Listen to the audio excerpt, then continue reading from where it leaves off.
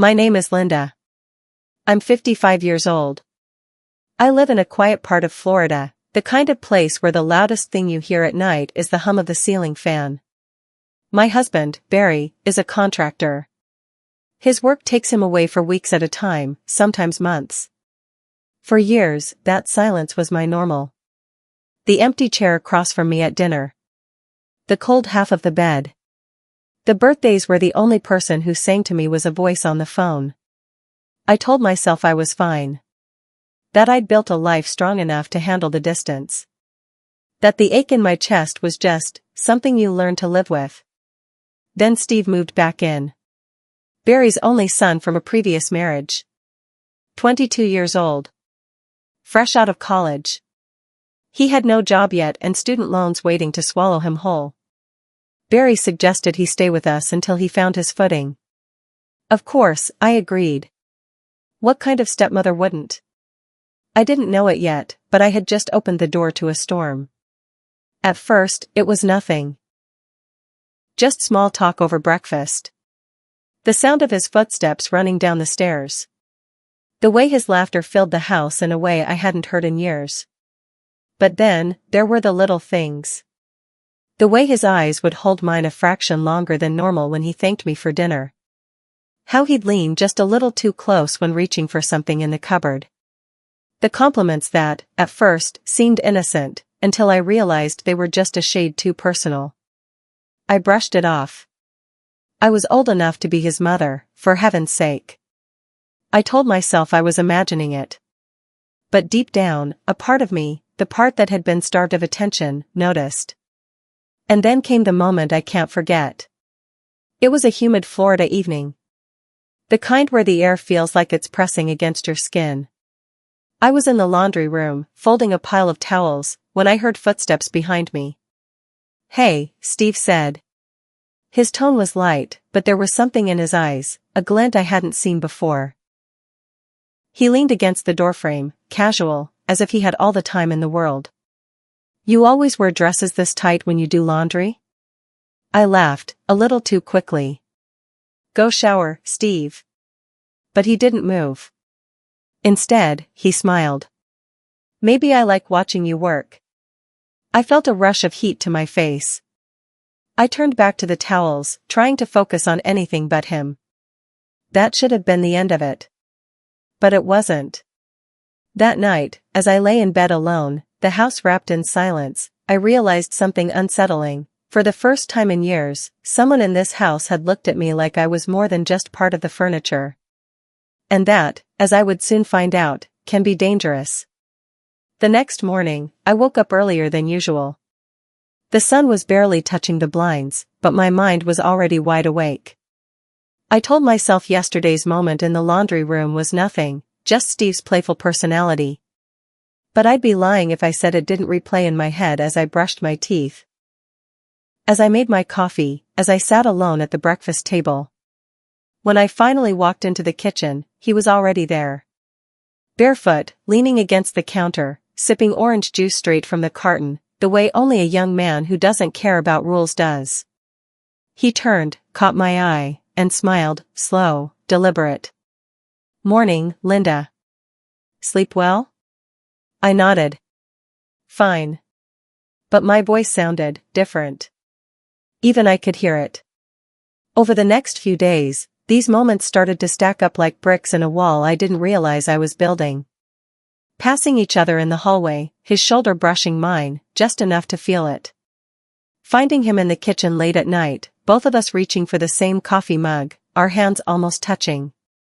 Catching him watching me when he thought I wasn't looking. They weren't big, obvious actions. But they didn't need to be. Because sometimes, it's the subtle things that leave the deepest mark. And here's the thing about attention when you've been starved of it. It doesn't just feel good.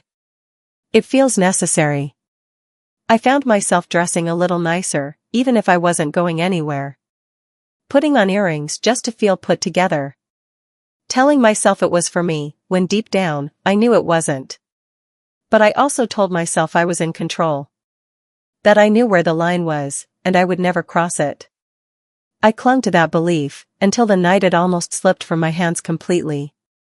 Barry, my husband, had called earlier in the week.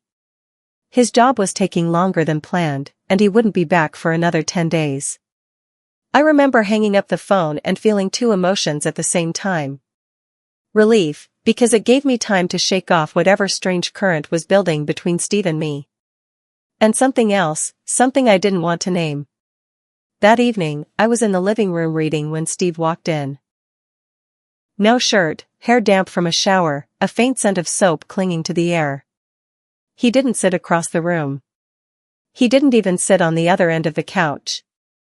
He sat right next to me, close enough that I could feel the warmth radiating off his skin.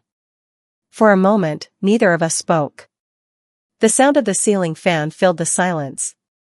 Then, without looking at me, he said, "It's weird.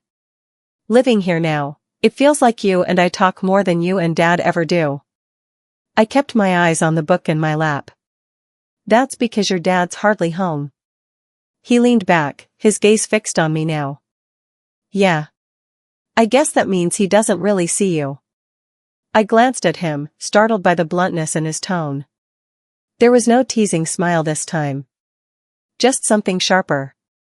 Before I could respond, he stood up, stretched, and walked toward the kitchen, leaving me with a thought I couldn't shake.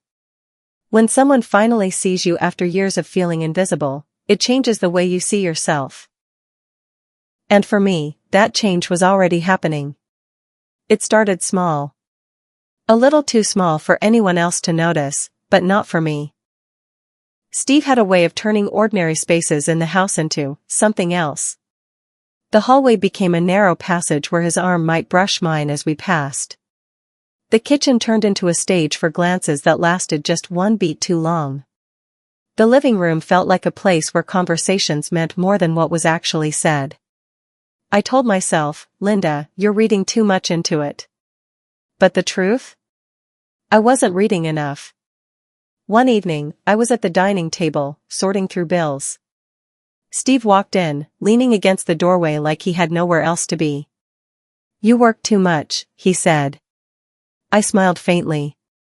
"It's just mail, Steve." He stepped closer, his voice lower. "Still. You don't take time for yourself." There was no teasing in his tone. No smirk on his face. Just, focus. On me. The air between us felt heavier than the words themselves. I cleared my throat, shifted the pile of envelopes like they needed urgent attention. "I'm fine," I said. But as soon as he left the room, I realized my hands were trembling. The following days blurred together, each one carrying its own moment, tiny, harmless on the surface, but loaded underneath. Him standing behind me at the sink, close enough that I could feel his breath when he leaned to grab a glass. Passing him in the hallway and catching a faint scent of cologne, the kind that lingers longer than it should. Finding my coffee already made in the morning with a little note beside it, "Thought you could use this." I kept trying to remind myself, "He's your stepson. You're married. This is wrong." But those reminders were like whispers against a storm. Then came the night I realized how easy it is to cross a line without even meaning to. It was late. Barry had called earlier to say he'd be in meetings all weekend. The house was quiet, just me and Steve. I was in the laundry room again, folding a basket of clothes. Steve walked in, carrying a sweatshirt. "Can you throw this in?" he asked. I nodded, reaching for it. But instead of handing it over, he stepped closer, placing it gently on top of the pile in my arms, his hand brushing mine. Just a touch. Barely anything. But it was enough. For a second, neither of us moved. The hum of the dryer filled the silence. Then he gave me a small, knowing smile and walked out. That night, I couldn't sleep. Not because of what happened, but because of what almost happened, the invisible lines that felt closer than ever before. And deep down, I knew this wasn't ending here. It was only beginning. When you live with someone, you start to learn their rhythms, the little patterns they follow without even thinking. You know when they wake up, when they disappear into their own world, and when they're most likely to be in the same room as you. With Steve, those rhythms started to change. And I couldn't tell if it was by accident or by design. One Saturday morning, I woke early, determined to keep some distance. I brewed coffee, poured it into a travel mug, and planned to head straight to the garden for a quiet hour alone. But when I stepped out into the hallway, there he was, leaning against the wall as if he'd been waiting. "Up early," he said, voice light. "I like mornings," I replied, brushing past him. I expected him to move. He didn't. For the briefest moment, we were standing close enough that I could feel the heat radiating off his skin. Then, just as casually as he'd appeared, he stepped aside. "Enjoy your coffee." I walked past without looking back, but my heart was pounding like I'd just run a mile. Over the next week, these small encounters began happening more often, in doorways, in hallways, in the kitchen when no one else was around. And then there were the conversations. Not about sports or news or the weather, but about me. One evening, as I was wiping down the counters, Steve lingered nearby. "Do you ever get tired of it?" he asked. "Tired of what?" I replied. "This. The quiet. The routine. Always waiting for Dad to get back." I paused, cloth in hand. "It's part of our life," I said. "You get used to it." He tilted his head slightly. "Doesn't mean you're happy with it." I didn't answer.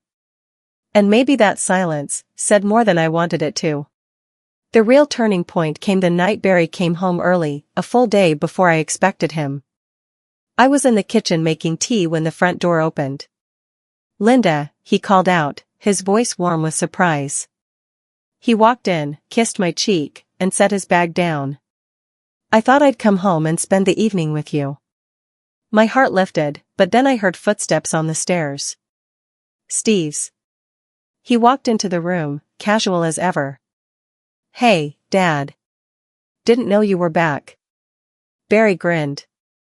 "Hope you weren't causing trouble while I was gone." Steve gave a faint smile, eyes flicking toward me for the briefest moment. "Not at all. We've been keeping each other company."